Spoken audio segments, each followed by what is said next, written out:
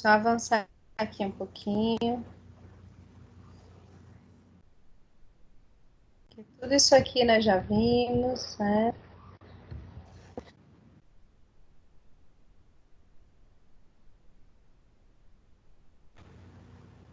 Nós ficamos aqui nesse, tá? Vamos só admitir quem tá pedindo aqui para entrar. Vamos lá.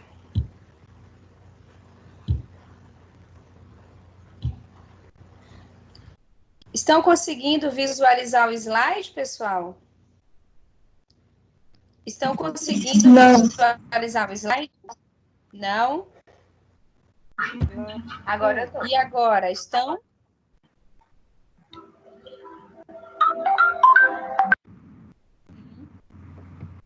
Agora? O slide é sobre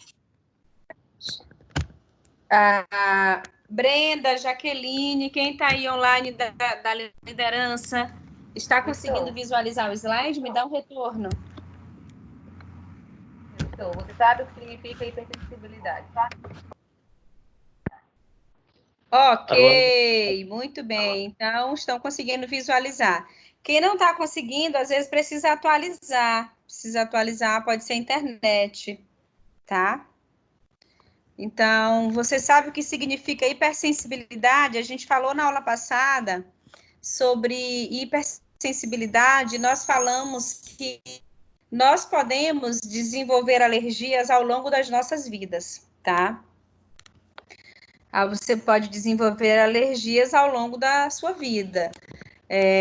O desenvolvimento dessas alergias está ligado a fatores que a gente considera fatores imunológicos, né? Fatores que estão voltados para a sua imunidade. Então, a gente precisa estar sempre com essa imunidade elevada para que ela consiga proteger o nosso organismo, tá bem? O que a gente precisa fazer para que a imunidade, ela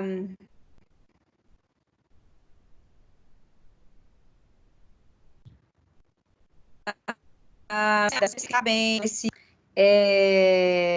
alimentar bem, fazer uma atividade física, precisa dormir bem e, consequentemente,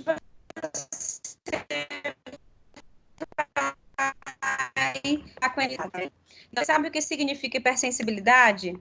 Hipersensibilidade, ela acontece quando a gente tem uma resposta imune exacerbada, exagerada, tá? Uma resposta imune muito intensa, exagerada do nosso organismo. E essa resposta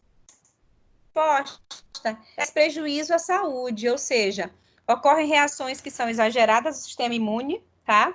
Gerando lesões teciduais e potencialmente graves.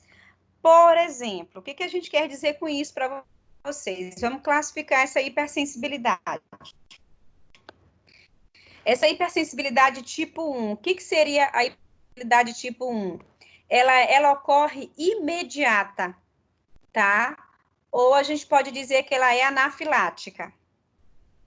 Mas o que é isso? Você teve um contato com algo que lhe causou alergia. Então, imediatamente, esse algo que lhe causou alergia, o seu organismo entra em reação, até como uma defesa.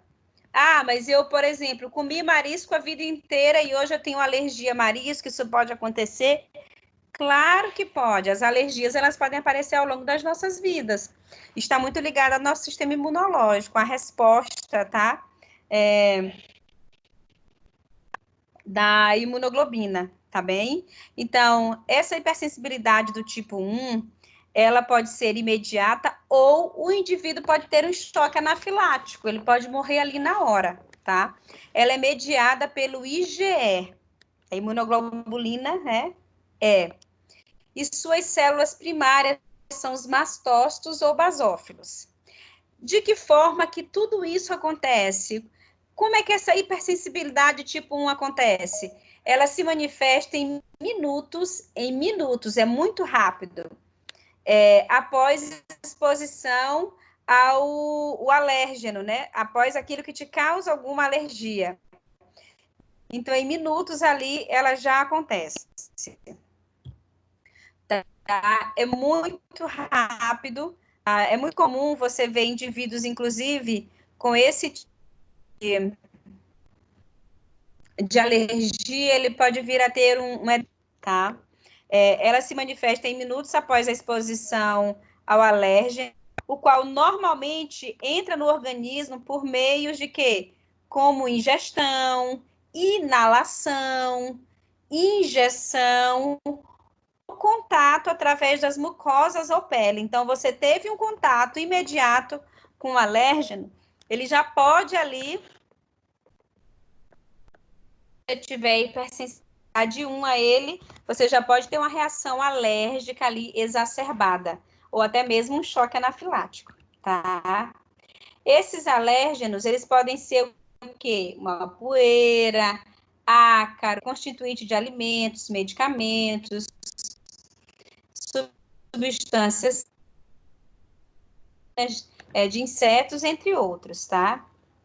Aí, o que a gente precisa, na verdade? Ter cuidado, tá? Com aquilo que nos causa alergia. A gente precisa estar atento e ter muito cuidado com aquilo que nos causa alergia.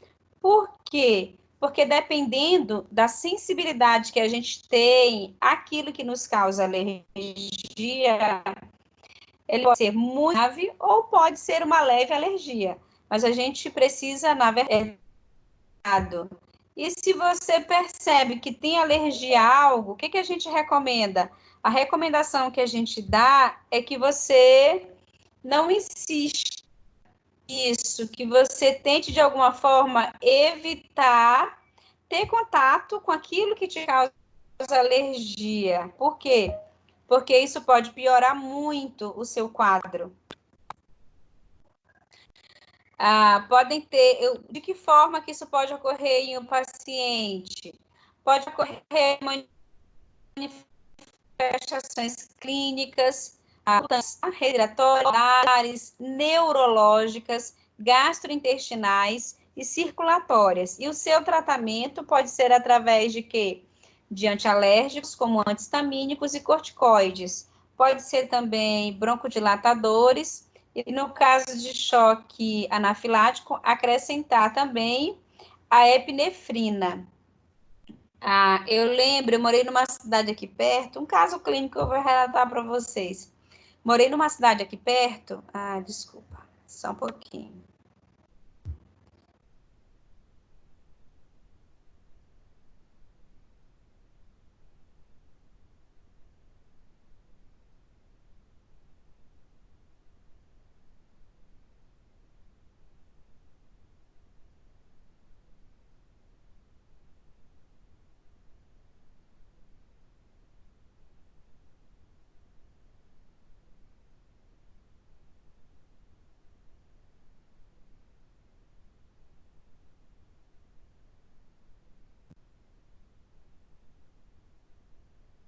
A professora saiu. Estou aqui. É porque toda hora a gente tem que vir aqui admitir alguém. Acaba que atrapalha um pouco, né?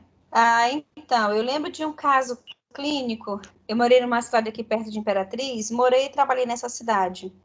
E eu presenciei uma menina, ela tinha mais ou menos uns 8 anos. Nós estávamos na igreja e, de repente, essa menina começou a passar mal. Ela começou a manifestar, tipo, como se fosse uma crise convulsiva. Ela ficou cianótica na região, né, orbicular, ou seja, ao redor da boca, região central, ficou cianótica e ficou meio pálida, né? E aí, logo depois, ela teve uma síncope, né? E aí a mãe dela, ela teve isso várias vezes, assim, umas 5 vezes nesse mês, mais ou menos.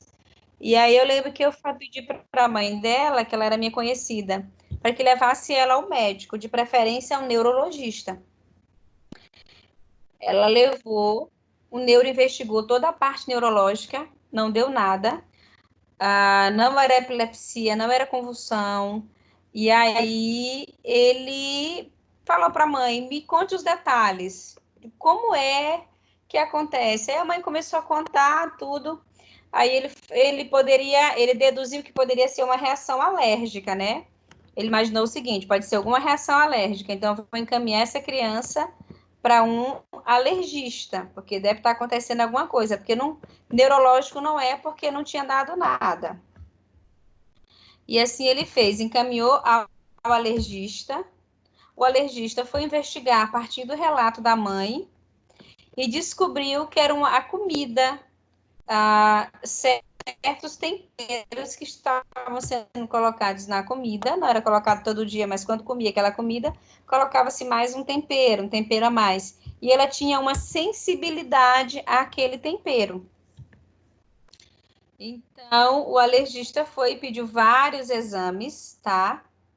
E ele conseguiu descobrir realmente que se tratava de um quadro alérgico, um quadro clínico alérgico. E entrou com antialérgico, mas ele pediu para que a mãe observasse qual era o alimento que aquela criança comia que causava alergia, porque era alergia alimentar. Geralmente, a crise, ela aparecia ou após o almoço ou após o jantar, entendeu? Assim, uns 40 minutos, uma hora depois do almoço ou jantar. Então, o alergista pediu para a mãe ficar bem atenta, porque estava acontecendo alguma coisa. E a mãe, ela passou, né, a observar dentro dessa linha de que podia ser alimentar, e realmente em uns meses depois, a gente se reencontrou aqui em Imperatriz. Ela veio a Imperatriz e me procurou anos depois, acho que uns 5 anos depois, né? E aí eu perguntei, cadê fulana? Como é que ela está? Tá bem, tudo. E o que que ela tinha? Ela disse, Conceição, ela tem sensibilidade a alimentos tais e tais e tais, que contém uma substância, né? Mas depois que eu conversei com o alergista, ele me orientou, e aí o que que eu fiz? Eu tirei esses alimentos da vida dela e pronto, ela melhorou.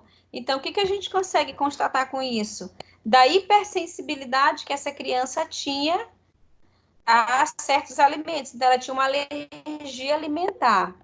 É um outro caso clínico que eu quero relatar para vocês, é até meu mesmo. Eu lembro que na época da faculdade, eu, assim, reta final de monografia, tentando concluir ali o último período da faculdade, conciliando com o estágio e já escrevendo a monografia, então tudo muito corrido, muito, muito difícil, né? Enfim, eu peguei uma virose, assim, você pega uma virose, acorda com mal-estar, febre e tal.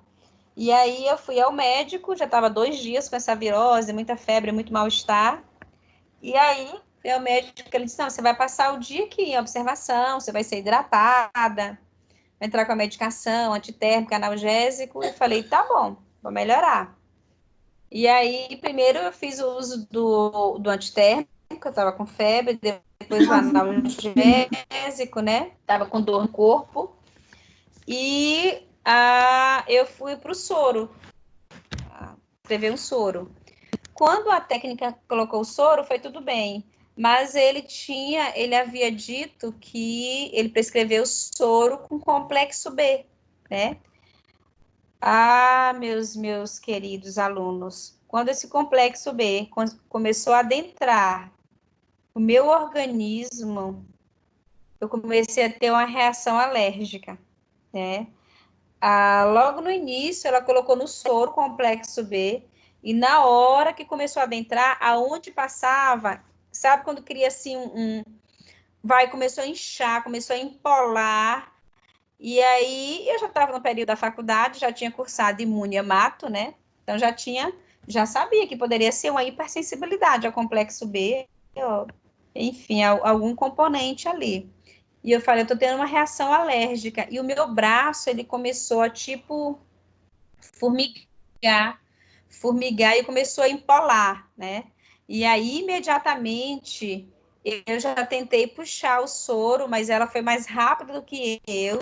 Ela já tirou o soro e já chamou o médico, né?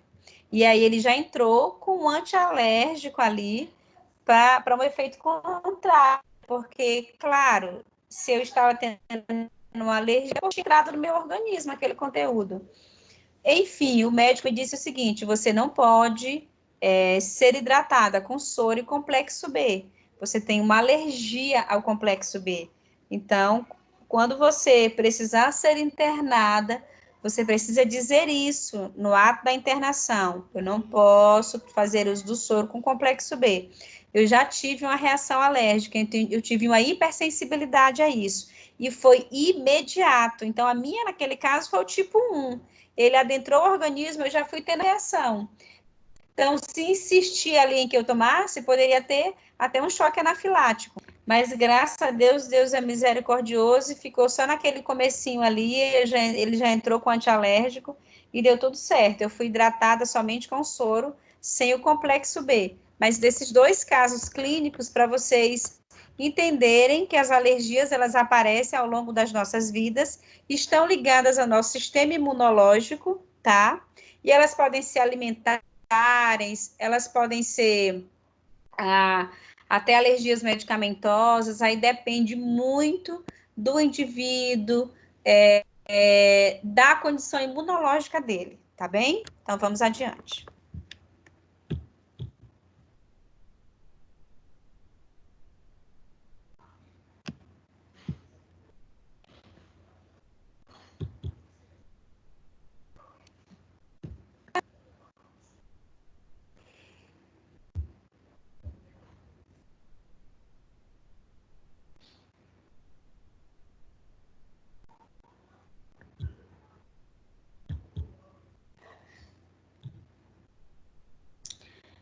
Vamos à hipersensibilidade tipo 2.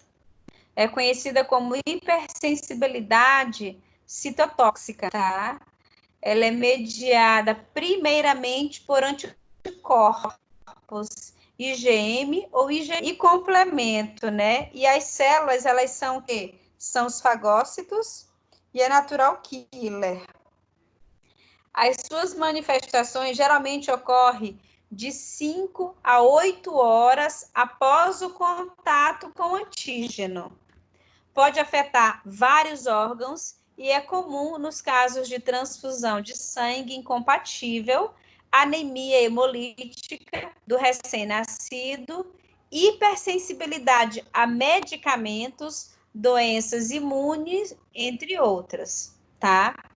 Então, essa tipo 2, ela não é imediata como a tipo 1, mas ela pode ocorrer de 5 a 8 horas. Qual é o tratamento? O tratamento é sempre feito por anti-inflamatórios e imunossupressores, tá bem? Vamos só admitir quem está pedindo aqui para entrar, só um pouquinho.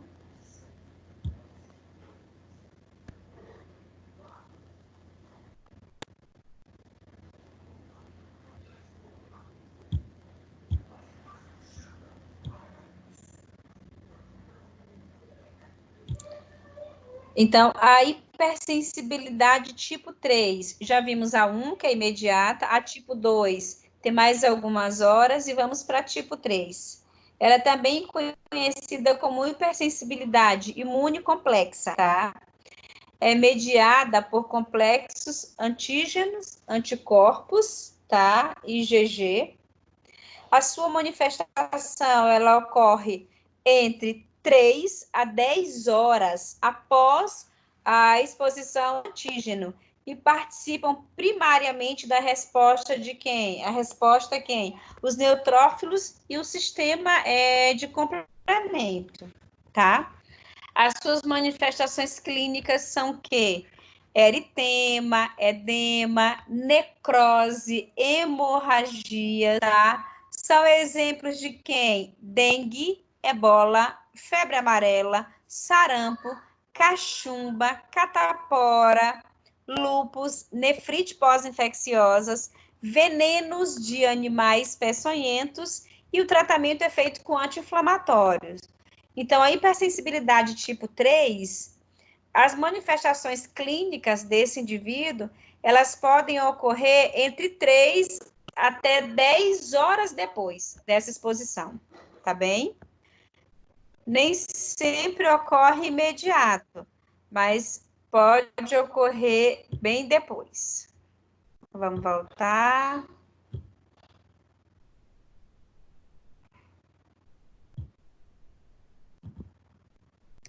A hipersensibilidade tipo 4, ela é também conhecida como celular ou tardia. É mediada por quem? Pelos macrófagos, tá? Esses macrófagos e linfócitos T, tá bem? Manifesta-se de 24 a 27 horas após a exposição ao antígeno, tá bem? Os alérgenos, eles se difundem através da pele ou das mucosas e vão ativar quem? Os macrófagos e a imunidade celular. São exemplos disso quem? As doenças autoimunes e as dermatites de contato alérgicas. Às vezes você teve um contato com um alérgeno, por exemplo, ontem, né? Ontem, mais ou menos umas 5 da tarde, 17 horas. Então, tá com 24 horas hoje, né? Aí, 18, 19, até as 20 horas do dia seguinte, 27 horas depois, você pode ter uma alergia, tá? De algo que você teve contato no dia anterior. Mas a gente acha, não, mas isso foi ontem. Como é que hoje eu estou tendo essa alergia? Pode acontecer sim, de 24 até 27 horas depois do contato, tá bem?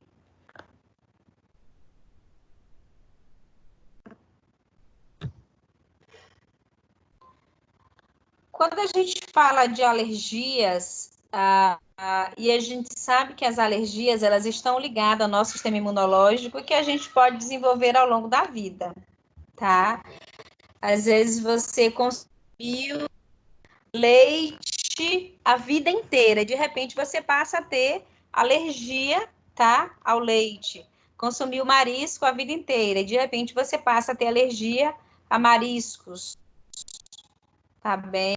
Consumiu um alimento a vida inteira e do nada você começou a ter alergia a esse alimento. Pode acontecer? Claro que pode. Tá ligado à sua imunidade, ao seu fator imunológico, tá bem? Então, quando a gente fala de fator imunológico, a gente também sempre tem que pensar na imunização. Qual é a razão da imunização? Por que a gente toma a vacina? Por que nós tomamos a vacina? Qual é a razão de tomar? A nossa intenção ali é favorecer a imunização, né? É criar corpos, tá? Para que a gente não tenha aquela doença que a gente está sendo imunizado a ela. Por exemplo, por que você toma a vacina contra a rubéola? Para não ter a rubéola. Por que você toma vacina cachumba? Para você não contrair a cachumba, tá? Por que você toma vacina contra um vírus influenza H1N1? Para você não ter H1N1, tá bem? Então, o que é essa vacina? Ela é quimicamente manipulada, quimicamente tratada, e ela é colocada no seu organismo com o único objetivo, lhe imunizar daquele patógeno, tá bem? Então, vamos estudar um pouquinho sobre essa imunização.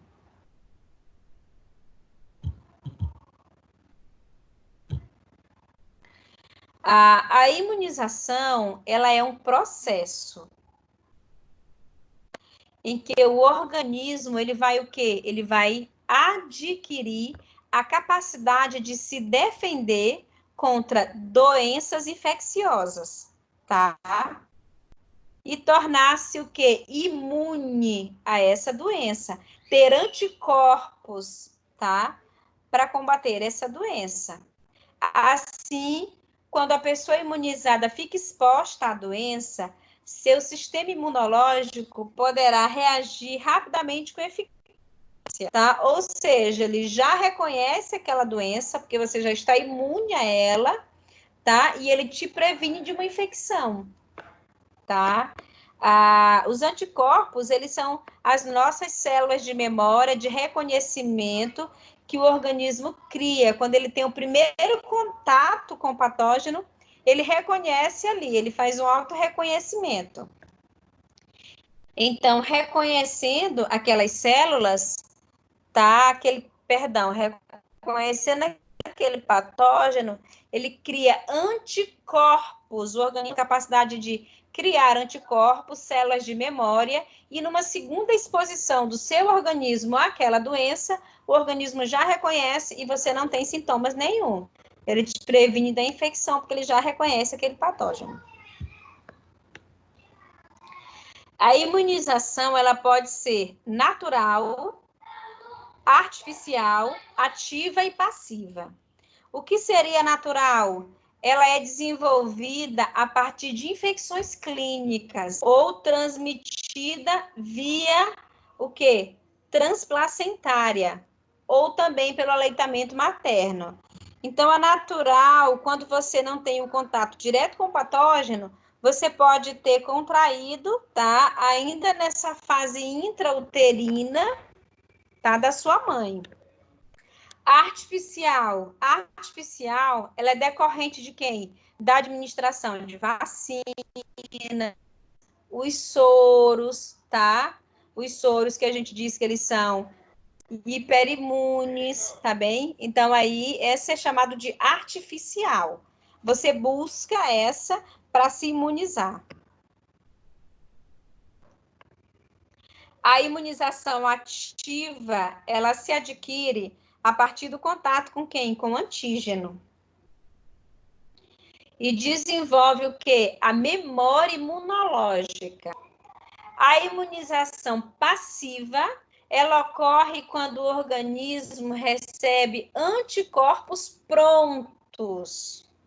Não há contato com o antígeno e não desenvolve memória imunológica, tá? Então, ela já vem pronta, tá? E todas são de suma importância para os nossos organismos. Então, vamos ver aqui algumas imagens. A gente tem aqui a imunização passiva, natural e adquirida. A gestação, aqui, ó, o cordão umbilical e aqui o aleitamento materno. Então, isso aqui é uma imunização. Ela toma, aquele é meio amareladinho, mais ralinho, né? Aquele primeiro leite, o colostro,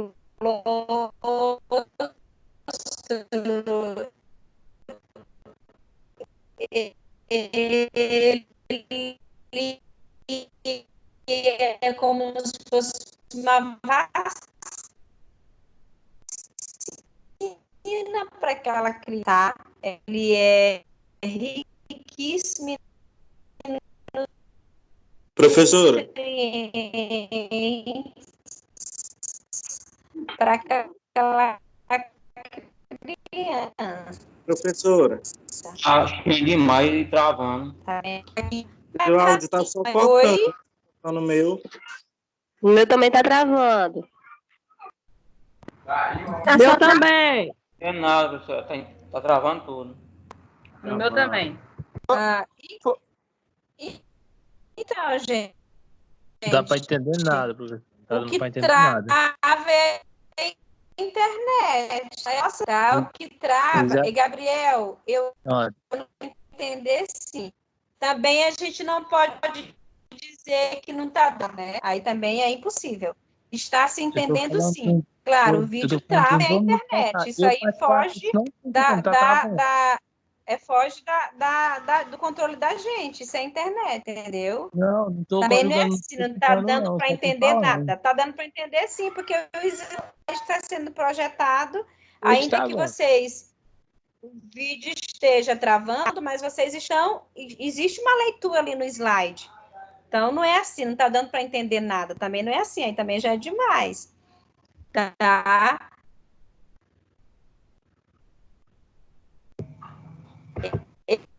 Eu entendo que esteja através e faz de casa, tá? E é assim mesmo. Esses vídeos, né, como é online e ao vivo, a travarem mesmo, tá? De qualquer forma, o vídeo, a própria aula vai para o portal, tá? Ela vai para o portal e vocês poderão assistir e ouvir quantas vezes vocês quiserem, tá bom? Vai para o portal lá, tá? Então, vamos adiante. Deixa eu só admitir quem está pedindo para entrar.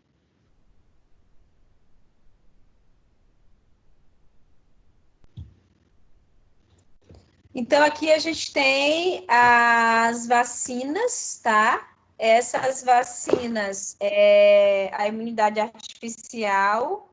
A criança, na primeira infância dela, ela precisa cumprir um ciclo muito grande de vacinas, tá? Essas vacinas, elas, na primeira infância, é até o quê? Em média, 6, 7 anos da criança, ela tem um calendário vacinal que precisa ser cumprido, que vai prevenir essa criança,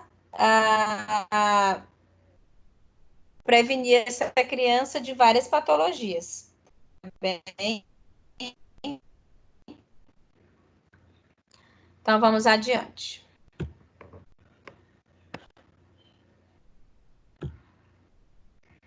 Quando a gente fala de imunização, a gente também tem que pensar na questão do processo de cicatrização quando a gente sofre uma lesão.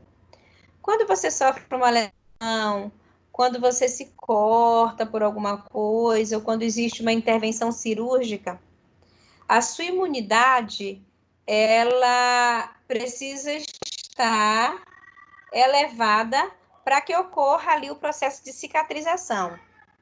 A gente sabe que quando o indivíduo está com a imunidade baixa, tá? É mais difícil para cicatrizar, regenerar, tá? Esse tecido. Então, o processo de regeneração, ele acontece quando o tecido danificado, ele é substituído pelo mesmo tecido de origem. Dessa forma, ocorre o quê? A restituição e a integridade estrutural e funcional do órgão. Já dentro do processo da cicatrização, é quando ocorre a substituição permanente do tecido danificado por fibroso, constituído de fibras colágenas depositadas por quem? Pelos fibroblastos. A estrutura original, ela não é restituída e implica na perda de função do órgão ou tecido lesionado. O que a gente pode ver aqui, pessoal? Só um pouquinho, vamos só admitir quem está aqui pedindo para entrar.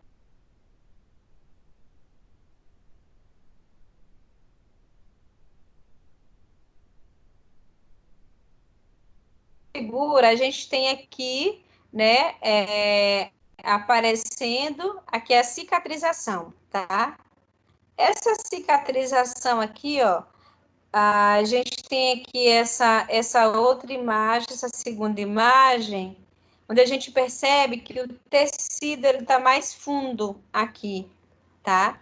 Aqui ocorreu o que a gente cicatrização, onde ocorreu o que? A substituição permanente do tecido que foi danificado por um tecido conjuntivo fibroso, constituído de quem? De fibras colágenas depositadas pelos fibroblastos. Quando nós nos lesionamos, quando nós nos ferimos, automaticamente o nosso organismo, ele entra em ação, tá? Na tentativa de quê? De nos defender daquela lesão. Para isso, o nosso organismo, ele passa por várias fases, quando a gente sofre uma lesão. Nós falamos isso já algumas aulas anteriormente, e acho pertinente a gente repetir agora. Durante o processo de cicatrização, ocorrem etapas, aí são elas o quê? A inflamatória, a fibroblástica e o remodelamento dessa estrutura. A fase inflamatória da cicatrização, ela tem o início logo de imediato. Após a ocorrência da lesão, nela ocorrem fenômenos que são chamados de quê? Vasculares. Ao quê? Começa ali, quando você se lesiona, sofre um corte, já começa o que ali? A coagulação do sangue, a migração de células, tá? E liberação de fatores de quê? De crescimento ali para aquela região lesionada. A inflamação, ela promove a chegada de quem? Dos macrófagos, tá? E libera os fatores de crescimento para quem? Para fibroblastos e os vasos sanguíneos. Então, a cicatrização, ela ocorre por quê? Ela só ocorre em locais com boa circulação. Você lesionou automaticamente ali, naquela lesão, aumenta a circulação sanguínea, na tentativa de defender o seu organismo ali. Então, dessa forma, as feridas crônicas, elas se desenvolvem devido a quê? Problemas circulatórios, tá? Ou seja, quando há dificuldade, tá? De chegada de todos os fatores de cicatrização. Que quem é quem? O sangue. O sangue que se encarrega de levar, tá? Nessas feridas, como apresenta tecido desvitalizado e necrótico, tá? Aderido onde? Ao leito dessa lesão. A cicatrização, ela não ocorre em grande parte da ferida, tá bem? Ficando assim, exposta, aberta. Então, a gente entende com isso que aquele pé do diabético, ele demora a cicatrizar. Por quê? Porque não há circulação ali, não há vascularização ali. E quando demora a circular sangue naquela região, a infecção aumenta, há uma necrose e às vezes você precisa fazer o que ali? Até amputar, tá? Até amputar aquele membro, aquela região. Por quê? Na tentativa de quê? De melhorar aquela condição clínica, tá bem?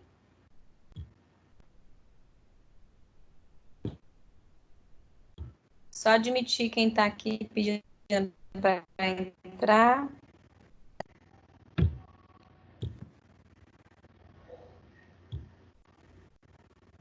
Só um pouquinho.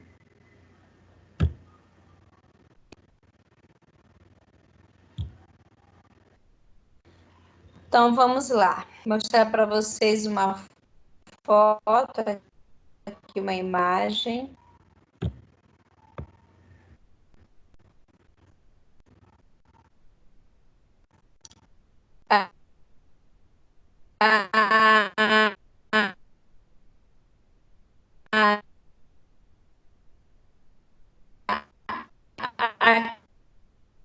Aqui eu tenho uma ferida crônica, tá? Essa ferida, tá? Ela levou esse pé, ela levou desse dedo, tá bem? Mais uma imagem aqui.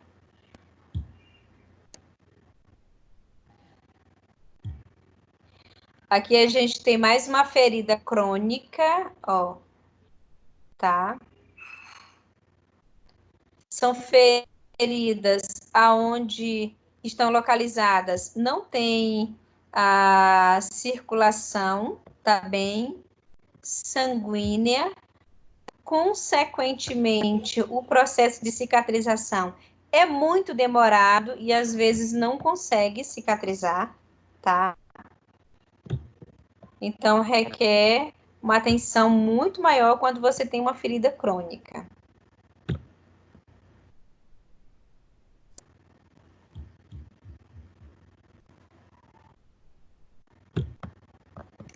A fase que a gente chama de fibroblástica, ela é caracterizada por quem?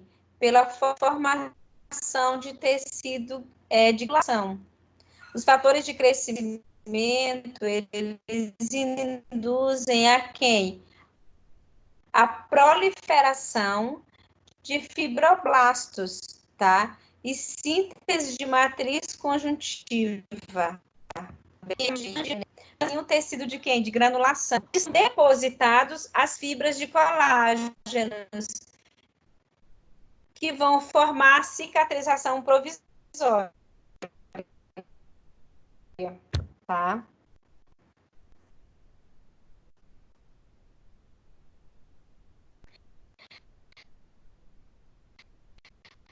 Nessa fase, o tecido, ele é altamente essa. Eu vou projetar uma imagem para vocês verem a fase que a gente chama de fibroblástica.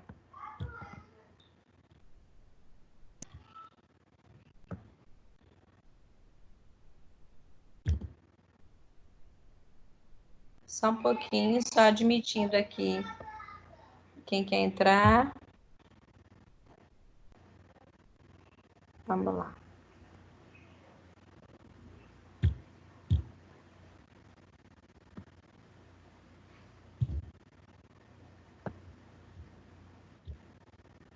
Só um pouquinho. Só admitindo aqui quem quer entrar.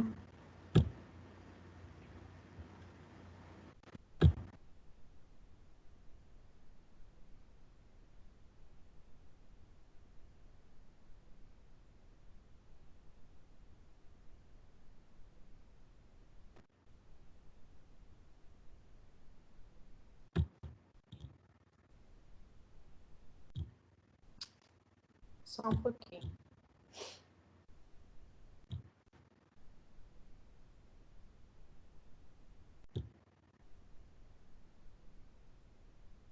Então, quando a gente vê essa fase aqui, ó, é tipo de tecido de granulação. Esse aqui é porque tá cicatrizando, tá? Aqui, ó, grânulos, tá bem? Então, aqui tá cicatrizando. Porém, nessa fase aqui, ela é muito sensível à pele, ela tá rosadinha, cicatrizando. Então, tem que evitar estar mexendo nessa pele, tá? Porque ela é de muito fácil sangramento, tá? Então, tem que evitar estar mexendo nessa pele.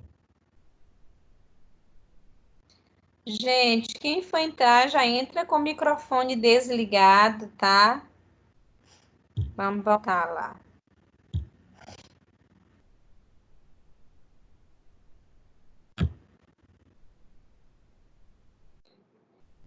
Então, aqui a gente tem o tecido de granulação, como se chama, tá bem? Fase de cicatrização, vários grânulos aqui.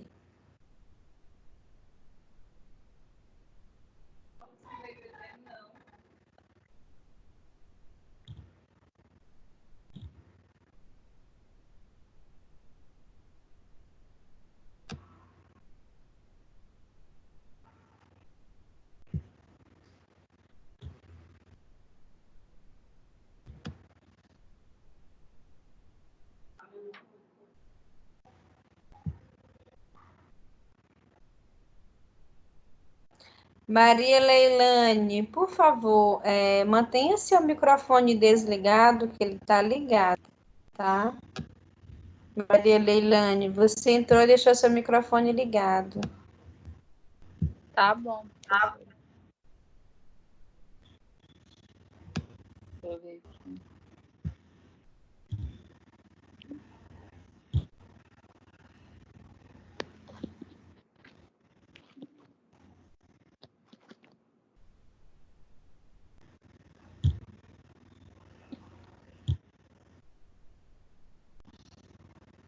Então, vamos lá.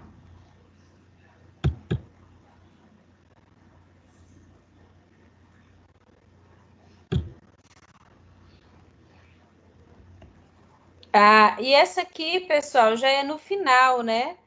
da etapa da fase fibroblástica.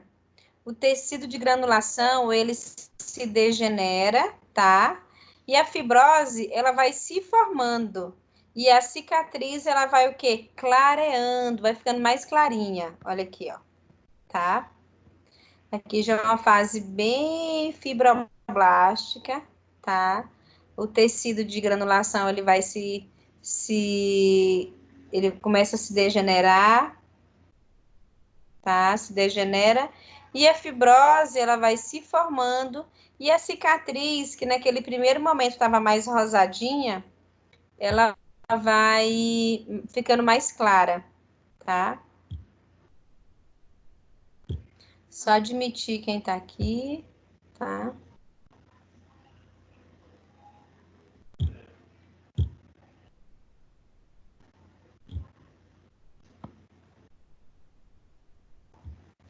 Então, vamos adiante. Existe algum empecilho dentro dessa fase de cicatrização? Existe algum empecilho? Algo que impeça de ser cicatrizado? Existe, sim. A gente vai já entender um pouquinho mais adiante. Mas eu quero mostrar para vocês a última fase, tá? É a etapa ou fase que a gente chama de remodelamento, no qual ocorre a substituição lenta e gradativa das fibras colágenas, desorientadas por fibras orientadas paralelamente. A cicatriz, ela se torna aqui, ó, definitiva, com aparência branca, maleável e resistente. Isso é o nosso organismo que se encarrega de fazer. Mas essa cicatrização, tá? Ela está ligada à nossa imunidade. Então, quando você faz uma intervenção cirúrgica ou tem algo lesionado em você, se hidrate bem, se alimente bem para ajudar nesse processo de cicatrização. Tá bem? É muito importante. Existe algum fator negativo que pode influenciar nessa cicatrização? Existe, claro que existe. Vamos ver o que é. Você sabe como se forma a queloide? Ela se forma devido a um defeito genético, tá? Que vai controlar o quê? A cicatrização. Esse defeito causa a deposição de fibras em excesso, excessiva no local da lesão, e a cicatriz, ela se torna o quê? Deformada, tumeriforme, tá? Então, assim, acaba sendo o quê? O que acaba sendo? Acaba ficando elevada acima do plano normal da pele, tá? Então, isso aqui é a queloide. Primeiro, para você desenvolver queloide, você precisa ter a predisposição genética, tá? Você precisa ter essa predisposição genética. Caso contrário, você não consegue desenvolver queloide, porque só desenvolve queloide quem já tem essa predisposição a desenvolver. Ela é um defeito genético, considerado defeito genético. Tá? Isso aqui é uma queloide, ó. Uma cicatrização deformada sobre a pele, tá bem? Qualquer pessoa pode ter queloide, qualquer pessoa que tenha predisposição já genética, tá? Porque ao longo das nossas vidas, nós já nos lesionamos, cortamos um dedinho aqui, ali. Então, se você não teve até hoje queloide, você não tem predisposição genética, tá bem? Então, você não precisa se preocupar. Mas tem gente que precisa se preocupar porque tem a predisposição genética a ter queloide.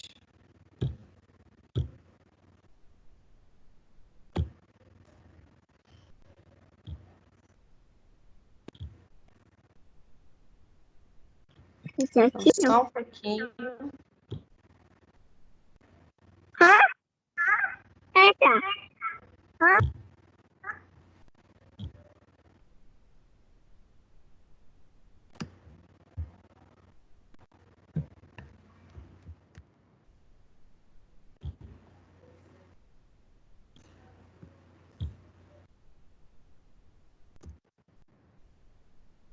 Só um pouquinho, pessoal, por favor.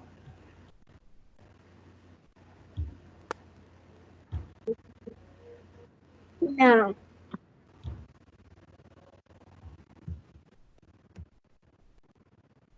Alguém que está com o microfone ligado, pessoal. Desliga, por favor, o microfone.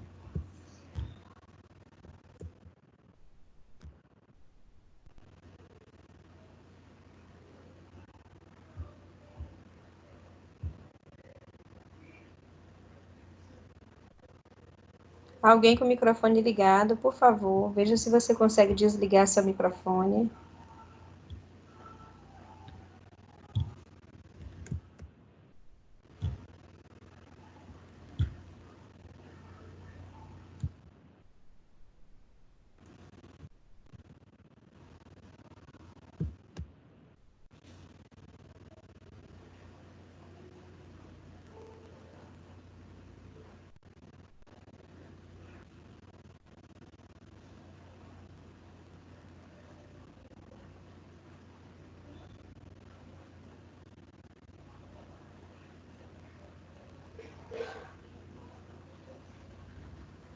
Só um pouquinho.